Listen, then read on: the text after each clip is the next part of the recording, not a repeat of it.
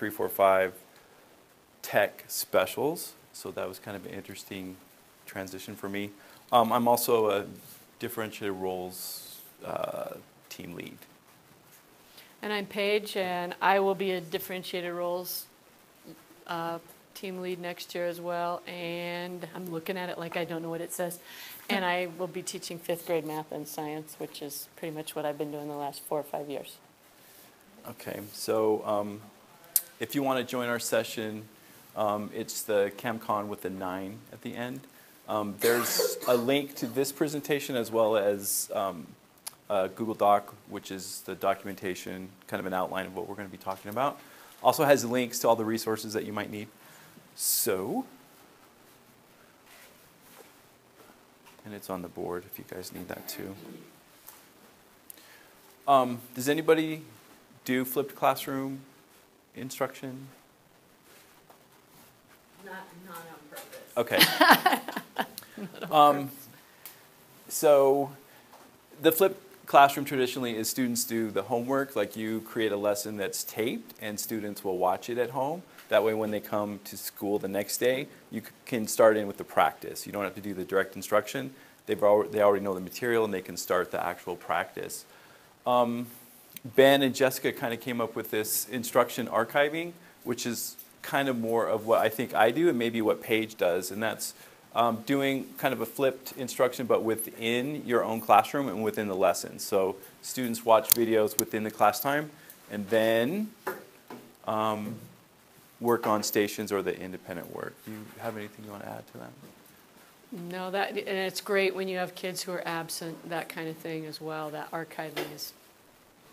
Yeah, so I kind of go with that instruction archiving more than flipped. Yeah. But here's a good quote that really talks about the goals of a flipped model or that instruction archiving. Good afternoon, ladies. Our session is online if you want to jump on and look at it. Yeah, it's 9. What I like about this is the learning is on the students in that flipped environment or the instruction archiving. So what we'd like to do today is kind of just give you an introduction of what we use, what we have used to make screencasts. A couple examples of how we use them in the classroom, and then save a lot of time for you guys to pick out a tool, create some on your own, and then maybe kind of share those towards the end. We're just going to quickly run through each one of these. There's so many out there that you can use. These are just the ones that we've had a little bit of experience using. Screencastify. Yeah, so Screencastify is one of my favorites. It's a Chrome extension, and it will record your voice and then anything that's happening on your computer screen. So if you're like me and rather your face not be on all the videos, it's great because it's just your voice.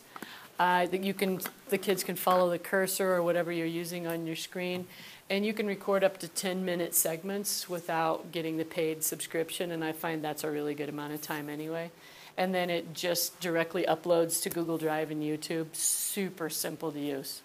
So I love this one, and that's basically all you get is that screen right there. You pick what you want to do, start recording, and you're off. It's that simple. You just need to get the extension. What tech are most people using in their classrooms? Like, what are you guys using? Do you have Chromebooks, iPads, desktops? What? Yeah, yes. Chromebooks? What you guys are using? iPads? Mix. Yeah, same? Okay. Let's see, Screencast-O-Matic. This is one I use. It's a web-based application. You can download a little tool to keep on your computer. These videos are free for up to 15 minutes. You can publish to Screencast, to YouTube, or you can store it on your hard drive. It has a cursor that shows up with a yellow circle that follows around as you're working. You can add notes or captions. That little picture-in-picture, that is your picture if you want in the corner of the screen so students can see you talking, or you can get rid of that. You can pay for it. It's pretty inexpensive. I think it's like $15 a year. That gives you more editing options and gives you more options for putting for editing the work, adding captions. These are pretty basic what you can add, but if you pay for that, you can add a lot more. I've used just a free version, and it's worked really well.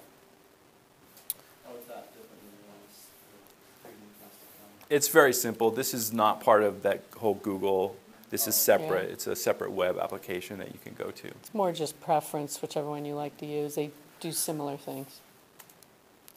Promethean. Does anybody use Active Inspire in here? Okay. This is the one I first started to use. So it's a tool add-on. If you follow this little link here, you go down to more tools. You have full screen and area screen recording. Essentially what that does is just capture everything you're doing within your lesson. What's nice about using the Active Inspire is you can use it with your existing lessons. So as you have created your lesson, you can go ahead and record it. Some people, I know Paige does this, you can record in real time. So as you're teaching your lesson, you can record it, sort of capture it, and then you can make that available for students that might need an extra shot at that lesson, or maybe students who were absent. The only problem, and also you can use your Active Inspire tools. So any kind of the tricks that you do with your Promethean board, like the revealer tools, those are kind of cool to make a screencast because they still exist in your presentation. It's a little more engaging for your students to have those little hidden features. It does save as a .mov file, which is a pretty big file, but I've got some ways that you can change that into a MP4, which is a little easier to work with. Does anybody use the screen recording so far? How do you like it? I use Screencastify. Oh, do you? Have you used the Promethean? It's not bad. It works pretty well, and we can play around with that a little bit later. And YouTube. And then YouTube, hopefully you're playing with that, because it's more than just going on and watching videos about cats. Once you've got on there, it's really nice because there's a lot of flexibility in how it integrates with Google. You can create your own channel or channels with which to create, you can have playlists within those. What I really like is you can have unlisted and private videos. So this is a screen cap of green screen that I did with some of my kiddos, and those are all unlisted. So nobody can see those unless they have that URL, so that makes the kids safe. The parents love it when I send that to them, and then they get the little video of their kiddos doing something. So that's kind of nice. You can record directly from YouTube, and it has an editing feature and everything in it, so it's really versatile. It also has a mobile app, so you can I use that a lot. I'll put my videos that I shoot on my phone right into YouTube, and then I can use those as well. So it's got a lot of flexibility. I don't remember which clip I put in there. I think it's from that actual snapshot. No, that's Screencastify. That I'm going to talk about that in a second. This is actually the Screencastify. I'm giving directions for how to use the 3D printer so that I don't have to explain it for the 100th time. This is how to get your stuff from Thingiverse, get it onto the 3D printer software, and print. So I got tired of saying that, so that's what that one is. I thought I had one, but I must have got it. Yeah, there's another, I think, as we go through. But I pretty much put everything I do, Screencastify, my green screen, everything goes into YouTube. That's where I keep it all, and that's where I house it, and I can edit and do everything from there. So that becomes sort of my hub for all of these that I'm doing. And there's the green screen. Hopefully, I brought mine, so if you guys want to play with this. This is actually a app. Costs about $1. It's $1.99. It is the easiest green screen you've ever seen in your life. You just pick up a picture you want to use, say you want to record, and kid or thing will show up in front of the green screen, but they also show up right there so you can see what they actually are looking like. You just hit record, you're done, and then you can download that into YouTube or wherever you want it to be. It is so easy. Yeah, this is my $10 green screen. And most of that was the fabric, and I got it at Joann's on sale, piece of pipe. These clip up on my board up there. I used to have some magnets to make it hold it taut, but someone stole those, so I don't. And this is an example. Yeah. And any I don't know. I just went and got green. We did. I can be pretty much any. We had one kid. He was wearing a kind of a yellowish green screen or shirt, and when he did his, he was a floating head. He wanted to keep it that way, though. He was very excited about it.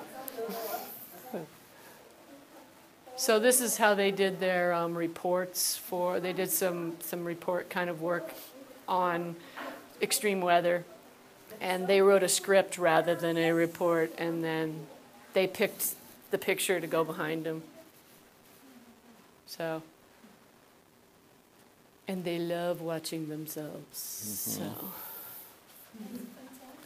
super easy, the easiest green screen app I've ever seen to use. Do you have the app, or do the kids have the app? We have it on a bunch of our iPads at school. The first one, my para went out and did all the videos, but then when because we didn't know how it was going to go, once we saw how incredibly easy it was, became part of the deal. We taught them how to do it. They took care of it all. On iPads? Yeah, we had a couple of iPad minis that they recorded. And if they got it on there, then I helped them move it to my YouTube channel and did all that for them. Do you have just subscribe to the YouTube channel? Yeah. Do you have direct TV on How to do the YouTube? We're gonna give you guys work time, because we know that a lot of times you get all this, and then you go home and you go, huh. So we're gonna give you work time, and we're gonna help you guys use some of this.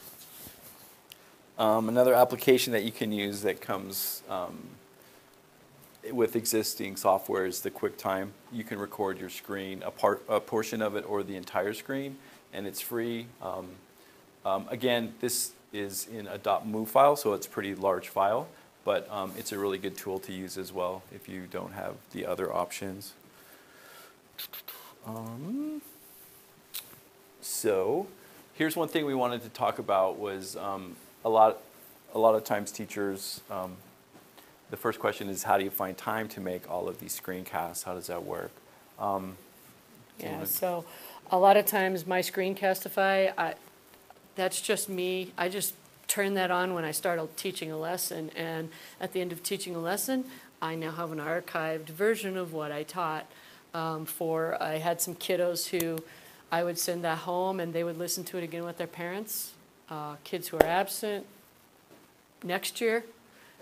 So that made it take way less time. And then another thing that we played around with towards the end of the year was kids who to prove that they understood whatever the content was, they did sort of a little Castify or whatever method they wanted, and then we're kind of culling the best of those to use next year to teach with. So that way we're not doing the work after school. Before school, it's happening live. This front end, back end, that kind of speaks to when you first start screencasting. It takes a little time on your end at the front to learn your software, to figure out how you're going to deliver it. But once you get it down, it's pretty quick, and it doesn't really take any additional time. But again, just the front end work. And this is kind of interesting too. I tend to use it kind of to evaluate my lessons. I'll kind of go through my lesson first, do a screencast. Sometimes I'll use that. Students will watch it independently, or I might deliver the lesson. It really depends. But it's kind of a good way to see the holes in your lesson and try and make those modifications then before you actually teach it. So that's kind of an added bonus, I'd say. Yeah, and if there's more than one of you that teaches at a grade level, share. So for sure. If everybody's doing some of the taping, it takes less time. Yep. So these are just some slides that talk about the value of the flipped lessons. One of them is repetition. This is for students that require the multiple exposures to whatever instructions or tasks you're giving them. You can make a screencast, and they can go back to it over and over. If you have that available to them, then you're not constantly saying the same thing. If they're asking questions, you can direct them to your screencast. They can go in, preview or review it, watch it again. Also for independence, for stations, rotations, and centers, it's invaluable because you can set up your instructions so students can go to that station, watch your screencast, and then perform the task or interact with it. I have an example of, let's see. This is a third grade math teacher, And she was working with fact fluency with her students, and she wanted to develop more independence and kind of make them accountable for the work that they were doing. So she created screencasts for each of their math facts. Students go back to desktop computers in the back of the classroom. They move independently through these videos. They watch the video. All right, third graders. The teacher usually starts off with the chant, then there's some interactive practice. Let's go ahead and warm up by singing our song together. Get set. Proficiency. So this is their warm-up. You can watch them go through it. All right. I'll just have to let All it play. right. But the teacher then goes into each of the facts. She'll give a problem. The students work through the problems with her, trying to do it before the teacher reveals the answer. So this is a nice way to do this. This took the teacher quite a while to set up, but as soon as it was done, there was no more time to monitor that, and the students got really, really good at working on it. I'm sure she would care if you watch this too. I just want to let it run till you can see how she does the actual problems. It's cute to watch the kids because they will speak to her as they're working in the back. And they do it as a chant, as a whole classroom too, so they're used to doing this independently. Good luck, mathematician. 27 divided by 9. Think about 9 times what is back up to 20. It's really nice because she uses all the vocabulary that she wants her kids using in this instruction. She does it with each of the problems, but it's just a really nice way to reveal the answer and the students to work independently. And again, this is done with Promethean software. So she's still using the tools that come with Promethean. It's kind of a good example of how to do stations or rotations.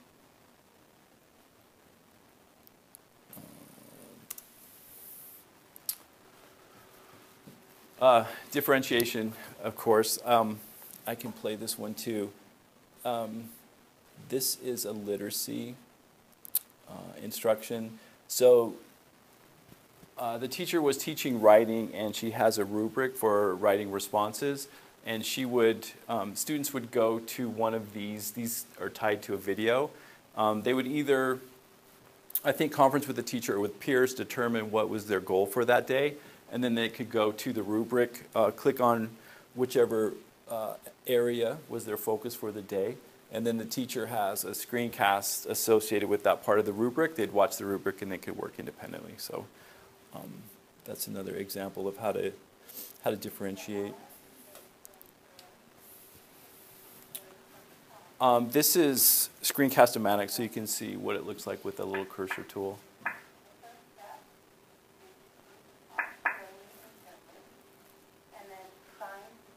Paige, do you have anything you want to say about that differentiation slide? One of the things that I used it for was after I would record one of the videos of me teaching, our special education teacher also had access to my YouTube channel, and she then would watch those again with the kids, and kind of they could stop, they could pause. So she was beginning to use those as a way to help support some of my kiddos in the content as well. So that was really, we were really just kind of barely touching the surface of what I think that could have been as well. So when you have the kids access these, you just tell them to go to your YouTube channel? I have a URL that I send them to, and this year I was using Edmodo, so I would embed it in my Edmodo. Next year I'm going to be using the Google Classroom, and everything will be embedded there. Do you already have your classroom set up in the classroom? I've already got them working right now. My future fifth graders better be working on stuff right now. They've got us, they are. I had to go in and delete a bunch of comments yesterday. I know they're there. So you already know who your next year kids are? I have all of I see every every fifth grader. I have, because I just teach content, so I'll have them all. So anybody who was a fourth grader this year got dumped into my summer 2015 future fifth grader class. So you're teaching summer school? No, they're just working this summer. Helps them get used to the tool. We put books that we want them to read, websites we'd like them to go to, and it's just a way for them to begin to get used to the tool, so when they come in the fall, we're not starting at zero, teaching them a new tool. We found that with Edmodo, the kids who played with it all summer were in way better shape and ready to get rolling, and we could use that more deeply than if we had to start at square one at the beginning of the year. Our kids all have access to computers at my school. So. At home? Yeah. Is there always one or two that don't do it? Oh, yeah. I have a lot who do it the week before school. It's fresh. Yeah. The other piece, Paige talked on it, students can generate their screencasts and then use those for instruction. This is a student who did one about, this is about how to write hooks. Yeah. So the piece about students taking ownership for the learning is demonstrated here.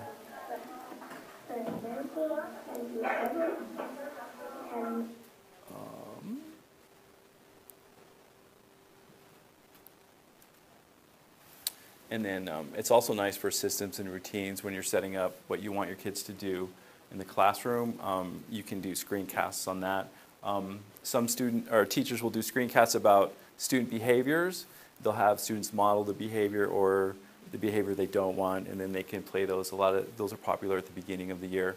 And those, of course, you can use over and over, although I think the new students would rather be in the videos than watching the older students. How are you guys using those systems? We actually just videotaped the whole school for our doing various parts of our character ed, showing grit and perseverance and all those things now, and that's going to be part of our kickoff in the fall, is we're working with that video now to put it all together to show that. So system-wide. So we're going to have a lab things that you have to repeat frequently. You could make a screencast about that. Let's see. I'll sort of work with Active Inspire or the Screencast-O-Matic, and then Paige can help you out with these tools over here. You're welcome to record in here, but if you'd like to maybe step out into one of the other classrooms, if you want a little more privacy, whatever. But we just like to have everybody try some of these tools. If you're used to one of the tools, maybe try one that you're not familiar with, see if you like it better perhaps. This handbrake, I put a link to that. That's a tool that will transcode your video, like we were talking about if it's in a different format that you don't like. What's really nice too about that tool is these files sometimes get very large, and you can run it through this tool and it makes it smaller and much more manageable. It will compress it for you. At our bit.ly site, the CamCon 9, there's a little table in there. If you create a video, if you wouldn't mind just putting your name into that little form and dropping a link to it, because after our lab time we like to come back and kind of close out by sharing some of the videos that you guys have made and your thoughts about the tools that we're using. Paige, do you have anything you want to add about our creations? No, I don't know if you have any other questions. Jessica knows a lot about YouTube as well, so if you really want to start utilizing that. And the idea of instruction archiving, I was thinking about organization of folders and things like that and files. And I know Nadia was mentioning naming convention with date and maybe whatever content. Like, what are some of the practices that you have put in place to make your organization of these files more manageable and useful for whatever your purposes are? My files are a mess. I have not used any conventions. I try to use names, but I think mine are a little easier because I teach tech specials, so everything is stored by grade level and by the actual specials group, and I put them all in that. I store them though on our website that we use, and students go there to view them, and they're chronological order. I put the newest lessons are on top, and then I leave the older lessons at the bottom, so that students who are absent or miss something can go back and grab one of those files and use it that way. I also direct them to our Google Docs too. So we have shared folders, and the students can go into their shared folders to retrieve assignments or videos that way. Do that. Not what Yeah, I'm not, I'll talk to you maybe after, yeah. Sure. one-on-one. Definitely something that I should do, but I don't. I am horrible about naming everything. It takes me forever to find most anything I'm looking for on my computer. well, and the conventions is a good idea to Yeah. start now with a consistent way to do that, to name them. But so I think we can take maybe till 2 for you guys to try some of the tools, make some recordings, see And which if ones you- you like. If you want to try the green screen, I've got it ready to go on here, so you don't have to buy it before you try it. You can try it. It's already on here, so if you want to play with So it. it's not